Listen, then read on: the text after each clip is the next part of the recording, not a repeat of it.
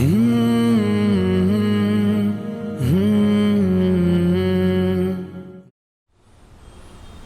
اللہ الرحمن الرحیم. میرا نام لئیق احمد خان عاقل ہے، founder democracy dialogue Hyderabad, general secretary fraternity movement of India. آج یہاں آزاد اسٹوڈیو میں تشریف فرما ہوں. بڑی خوشی ہے کہ ایک سیریز یہاں چلائی جا رہی ہے پرٹیننگ ایشوز پر، اور اسی میں ابو ایمل صاحب نے مجھے مدعو کیا ہے. حالات حاضرہ سے ہم بخوبی واقف ہے. بہت سے ایشوز چل رہے ہیں، لیکن سب سے ڈومیننٹ ایشو اس وقت پورے ملک کو، پورے عالم کو پریشان کر رکھا ہے، وہ کووڈ کا ایشو ہے. یہ بہت ایک سرپرائزنگ چیز تھی جس سے انسانیت جوجھ رہی، اور اس سے باہر نکلنے کی بھی بھرپور کوشش کر رہی ہے. حکومت کی سطحوں پر جس طریقے سے اقدامات ہونا چاہیے تھے، ہم عالمی ری ایکشنز اس معاملے میں دیکھتے ہیں کہ ہر ملک اپنے اپنے اعتبار سے پالیسیز بنایا، اسے امپلیمنٹ کرنے کی کوشش کی، اور اس پورے کووڈ کے سچویشن سے انسانوں کو باہر نکالنے کی کوشش کی. ہندوستان میں بھی بہت غیر معمولی پالیسیز بھی بنے ہیں، لیکن اس کے نتیجے میں بہت سے مسائل بھی انسانوں کے سامنے آئے. کووڈ کا ہونا اور پھر اچانک سے پورے ملک بھر میں لاک ڈاؤن کا کر دیا جانا، ایک زبردست اکنامک کرائسس یہاں پر پیدا ہوا. مائیگرنٹس کا کرائسس پیدا ہوا.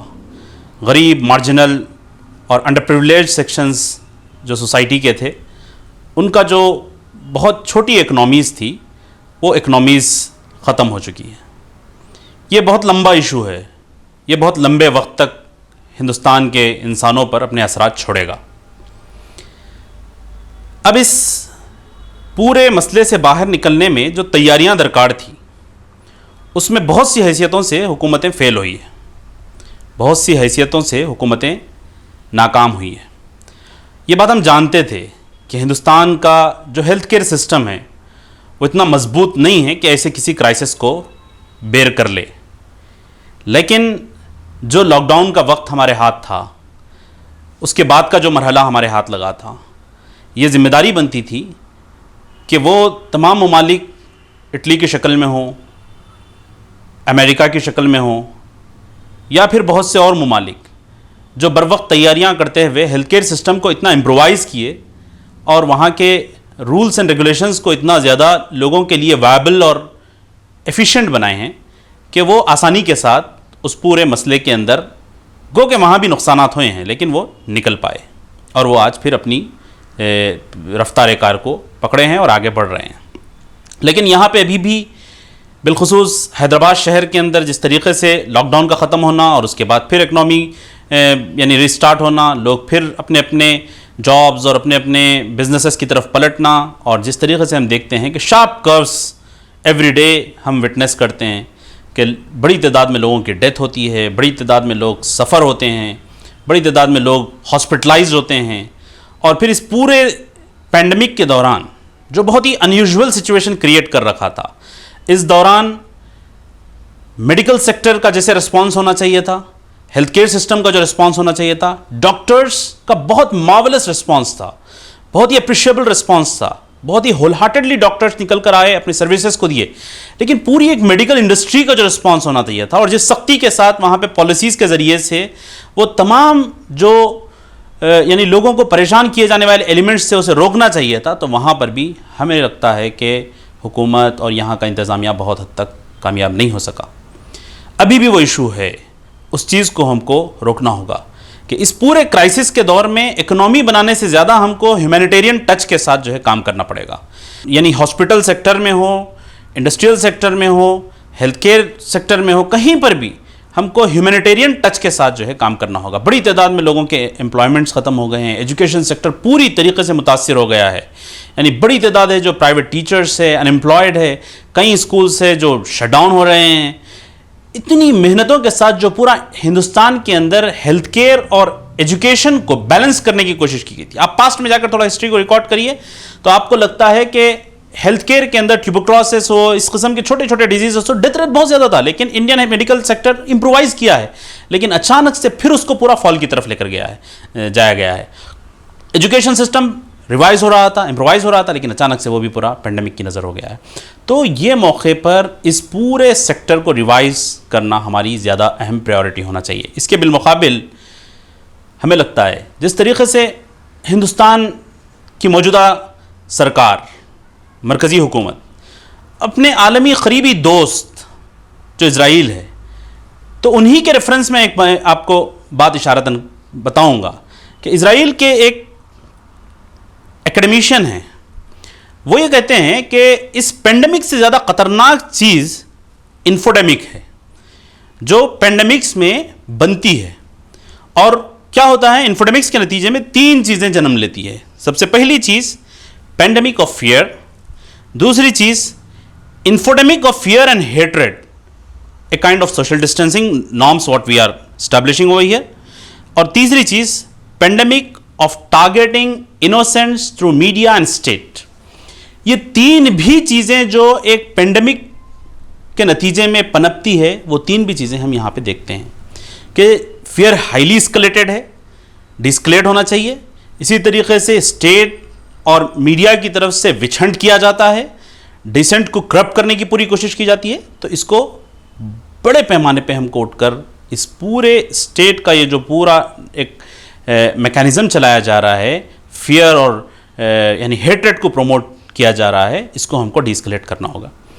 اب آئے حالات ضرور بہت سخت ہے، حالات بڑے آزمائشی ہے، لیکن ہمارا اس بات پہ بھی یقین ہونا چاہیے کہ ہم اللہ پر ایمان رکھنے والے لوگ ہیں، ہم خدا پہ ایمان رکھنے والے لوگ ہیں. ہندوستان کا مجموعی معاشرہ بھی لے لے تو یہ ایک ریلیجیس سوسائٹی ہے، یعنی گاڈ پہ بلیو کرنے والی سوسائٹی ہے، اور یہ سمجھتی ہے کہ کوئی بھی چیز انسان کی زندگی میں ہو وہ خدا کے اذن کے بغیر نہیں ہو سکتی ہے. تو حالت کتنے ہی سخت ہو جائے، ہمارا ایمان و یقین ہونا چاہیے کہ ہم ان حالات سے جونجنا سیکھیں، ہم ان حالات سے باہر نکلنا سیکھیں، ہم ان ٹف سچویشنز کو اوور کم کرنا سیکھیں، ایک دوسرے کو احسان کے درجے میں آ کر کنٹریبیوٹ کرنا سیکھیں، ایک دوسرے کی مدد کرنا سیکھیں، لوگوں کو ڈھونڈ کر تلاش کرے. آپ بند ہو جائے سوشل ڈسٹینسنگ کے نارمس یقیناً فالو کرنا چاہیے، میڈیکلی فالو کرنا چاہیے، لیکن not due to hatred towards the human beings. Social distancing ہم میں کہیں یہ بیماری پیدا نہ کر دے جو اس بیماری سے ہندوستان پورا باہر نکلا ہے، انٹچبلٹی کی بیماری جو پورے ہندوستانی معاشرے کو اپنے لپیٹ میں لے کے رکھی تھی، لیکن ہندوستان اس پوری انٹچبلٹی کی بیماری سے باہر نکلا ہے اور ایک سویلائزڈ ملک کی طرف آگے بڑھ رہا تھا. لیکن خدا نہ خواستہ یہ سوشل ڈسٹینسنگ کی بیماری اگر ہم کو اس طرف لے کر چلے جائے تو یہ بہت بڑا خسارہ ہے.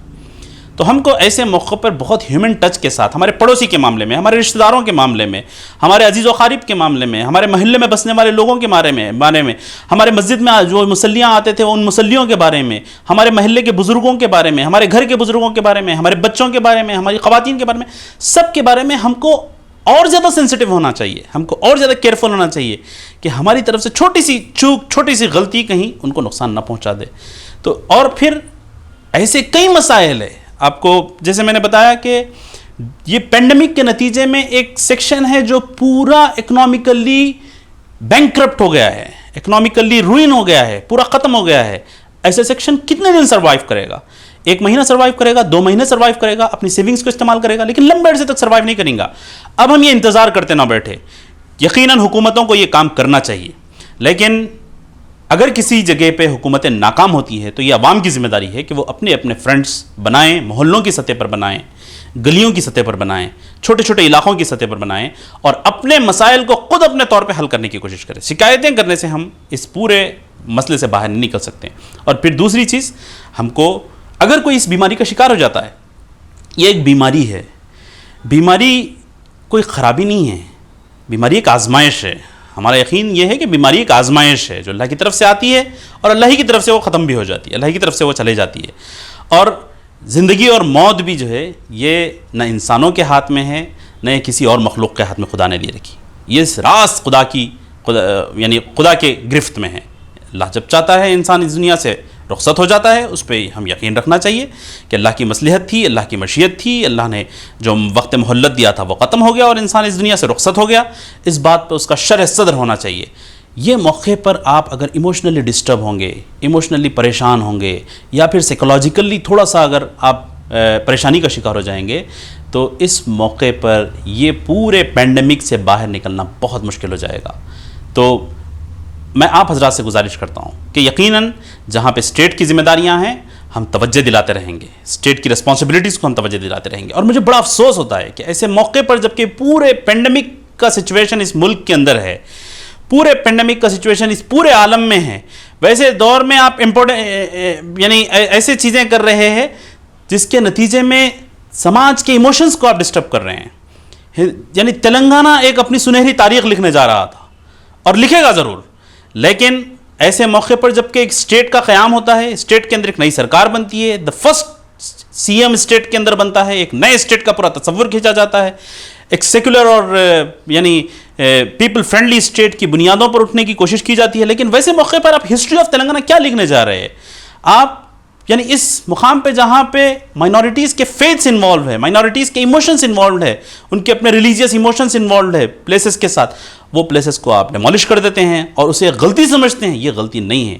دیکھیے وہ شعر ہم کو یاد رکھنا چاہیے کہ لمحوں نے خطا کی تھی صدیوں نے سزا پائی, کہ the mistakes what you do are not just mistakes of that time, maybe it may have greater impacts and influences on the history to come. تو آپ کی یہ بات ہسٹری میں آپ لکھ رہے ہیں کہ the very new state of Telangana کی جب ہسٹری لکھے جائیں گی, 50-100 سال بعد لوگ اٹھا کے ہسٹری پڑھیں گے تو اس میں یہ بھی لکھا جائے گا ضرور کہ وہ تلنگانہ اسٹیٹ ہے جہاں پہ 3 مسجدوں کو جو ہے آپ مسمار کر دیے. تو ایسے موقع پر جب پورا ملک, پورا عالم پینڈیمک کے دور سے گزر رہا ہے, ہم کو اور زیادہ ایموشنل اور زیادہ سینسٹیو ہونا چاہیے لوگوں کے ایموشنز کو لے کے, لوگوں کے جذبات کو لے کے, لوگوں کے خیالات کو لے کے. اور کوئی بھی آپ کی پریورٹی تھی ہوں گی, لیکن آپ عوام کے جذبات کو مجروح کرتے ہوئے کوئی اسٹیٹ کا ڈیولپمنٹ نہیں چاہ سکتے ہیں. آپ بڑی بڑی سنہری عمارتیں تو بنا لیں گے, لیکن آپ ملک نہیں بنا سکتے. اور ملک انسانوں سے بنتا ہے, ملک عمارتوں سے نہیں بنتا ہے, ملک بڑی سڑکوں سے نہیں بنتا ہے, ملک انسانوں سے بنتا ہے, انسانوں کے جذبات سے بنتا ہے, انسانوں کے احساسات سے ملک بنتا ہے, سویلائزڈ ہیومن بینگز سے ملک بنتا ہے. تو یہ ہم کو بہت حساسیت کے ساتھ لینا چاہیے کہ حکومت کے جو بھی اقدامات ہیں وہ پیپل فرینڈلی ہونا چاہیے. عوام کو ایسے موقع پہ جب بہت پریشان ہے عوام, اس موقع پہ ایسے اقدامات نہیں کرنا چاہیے جس سے اور زیادہ اس کو ٹھیس پہنچے. اور پھر عوام سے میں یہ درخواست کرنا چاہ رہا ہوں کہ حالات کیسے ہی ہو ہم کو اس سے نکلنا ہوگا. حالات کیسے ہی ہو ہم کو آپس میں ایک دوسرے کا تعاون کرتے ہوئے, ایک دوسرے کو سپورٹ کرتے ہوئے, ایک دوسرے کو کرائسس میں مدد کرتے ہوئے ہم کو آگے نکلنا ہوگا. اللہ کے نبی صلی اللہ علیہ وسلم نے بتایا کہ جو رزق تمہارے پاس موجود ہے, اگر تم ایک آدمی کا رزق تمہارے پاس موجود ہے تو اس میں 2 کی گنجائش آپ میں موجود ہے, یعنی 2 لوگ اس میں کھا سکتے ہیں. تو یہ پینڈیمک کا وہ دور ہے جہاں پہ آپ اس حدیث کو ایگزیکیوٹ کر سکتے ہیں. آپ کے پاس آپ کی تھالی میں اگر ایک آدمی کا کھانا ہے تو اس کو کم کر لیجئے. یہ پینڈیمک کا اثر اگر آپ کی زندگی پہ نہیں ہو رہا ہے تو اس کا مطلب یہ ہے کہ آپ کنٹریبیوٹ نہیں کر رہے ہیں. آپ کے دستر پہ اگر اس کا اثر نہیں ہو رہا ہے تو اس کا مطلب یہ ہے کہ آپ سماج کو بھول چکے ہیں, سماج جس پریشانی سے جوجھ رہا ہے اس کو آپ بھول چکے ہیں. تو اس کا مطلب قطعی میرا یہ نہیں ہے کہ آپ کی دستر پہ اثر ہو, آپ کی بزنس پہ اثر ہو. اس کا مطلب یہ ہے کہ you have to feel the responsibility. دیکھیے اللہ کے نبی صلی اللہ علیہ وسلم کی ہجرت کے بعد سب سے پہلا عمل آپ نے کیا کیا تھا؟ آپ نے وہ فلسفہ مواخات کو پروموٹ کیا تھا جہاں پہ مہاجرین جو مکے سے نکل کر مدینہ چلے گئے اور انصار جو مدینہ کے رہنے والے ہیں, ان دونوں کے درمیان آپ نے معاہدہ کیا. ہسٹری کے اندر کوئی ایگریمنٹ ایسا نہیں ملتا آپ کو جہاں پہ انصار اور مہاجرین کے درمیان جو ایگریمنٹ ہوا, اور انصار یہ کہتے ہیں کہ ہماری یعنی جائیداد میں سے آپ حصہ لے لو, ہمارے مال میں سے آپ حصہ لے لو, ہماری دستر پہ جو کھانا ہے اس میں سے آپ حصہ لے لو, یہاں تک کہ ہماری وائفز ہے ان وائفز میں سے ہم ایک کو طلاق دیں گے تاکہ آپ کی ایک ہیومن نیڈ فلفل ہو سکے, آپ ان سے نکاح کرو. یعنی ہیومن سوسائٹی کا بردرہڈ کا یہ کانسیپٹ ہم کو کہیں نہیں ملتا ہے. ہم اس فلسفہ مواخات کو جو ہے لوگوں کے درمیان پروموٹ کرنے کی کوشش کریں کہ آپس میں یہ مواخات کا فلسفہ جو انصار و مہاجرین کے درمیان تھا وہ آج ہماری سوسائٹی کو ریکوائرڈ ہے. آج ہماری سوسائٹی کو اس سے باہر نکال. میڈیکل نیڈز ہے, ہو سکتا ہے کہ بعض فیملی بہت غریب ہے, میڈیکل نیڈز ہے, آپ فوری طور پہ اس کو لے کے اڈاپٹ کرے. آپ رچ فیملی ہے تو غریب فیملی کو اڈاپٹ کر لے. ان کی میڈیکل نیڈز, ان کی ہیلتھ کیئر نیڈز, ان کی ایجوکیشنل نیڈز, اس کو فلفل کرنے کی کوشش کرے. وہ جا کے جو ہے اچھے ہاسپٹل میں تھوڑی دیر کے لیے اس کو آکسیجن نہیں ملتا ہوگا جس کے نتیجے میں وہ جان چلے جائے. اگر آپ آکسیجن دلانے میں کامیاب ہو جاتے ہیں تو ایٹ لیسٹ آپ کو یہ ملال نہیں ہوگا کہ بھئی میرے نا ایکشن میں آنے کے نتیجے میں انسان کی جان چلے گئی. ویسے اللہ پہ پورا بھروسہ اور پورا ایمان ہونا چاہیے. اللہ سے دعا کرنا چاہیے کہ اللہ تعالیٰ وہ آزمائشوں سے ہم کو بچائے جس کی ہم متحمل نہیں ہیں, ہم جس کو بیئر نہیں کر سکتے ہیں. لیکن آزمائشیں اگر انسانوں کے ساتھ آتی ہے تو یہ بھی بات پہ ہمارا پورا ایمان ہونا چاہیے کہ اللہ تعالیٰ کسی انسان پہ اس کی مقدرت, اس کی کیپیسٹی سے زیادہ بوجھ نہیں ڈالتا. تو آپ کو یہ بھی سمجھنا چاہیے کہ یہ میری کیپیسٹی میں ہے اور میں اس کو اوور کم کروں گا. اس بلیف کے ساتھ ہم اگر آگے بڑھیں گے تو انشاءاللہ مجھے پورا یقین ہے کہ یہ جتنا سیویئر پینڈیمک ہے اتنی گریٹر اپارچونیٹیز اور نئی دنیا ایک آباد کرے گا انشاءاللہ اللہ تعالی ہم سب کو اس آزمائش سے باہر نکالے اور پورے حوصلے کے ساتھ، عزم مصمم کے ساتھ اور پورے قوت ارادی کے ساتھ اس سے باہر نکلنے کی اور لوگوں کو مدد کرنے کی ہم کو توفیق دے۔ السلام علیکم ورحمۃ اللہ۔